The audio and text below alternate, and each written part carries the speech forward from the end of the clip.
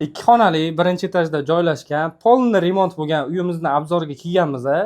Manzili Navo magazinning orqasida joylashgan. Uyimizni narxi ham juda ham yaxshi ekan, yaxshi narxda. Kirib kelish eshigimiz mana bu yoqdan bo'ladi. Kirganimizda chap tomonda o'zini hojatxonasi joylashgan ekan, tepada aristonlari bor. Bu yoq esa sanuzel qismi.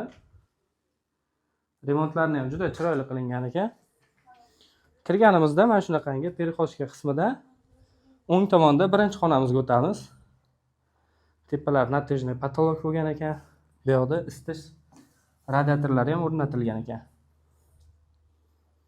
Uyimizni ichidagi barcha mebel texnikalar qoladi. Bu yoq bo'lsa ikkinchi xonamiz.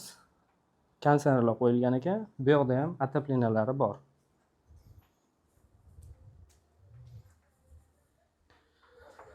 Bu yoq proyekt bo'yicha oshxona qismi hisoblanadi. Oshxonani ham bitta xona qilsanglar 3 xonali uy bo'ladi. Uyimizni balkoni katta bo'lgani uchun oshxona balkonga ko'chirilgan, mana ko'rib turishingiz mumkin. 210 ga 570 lik balkon ekan. Uyimizning narxi 400 million so'm.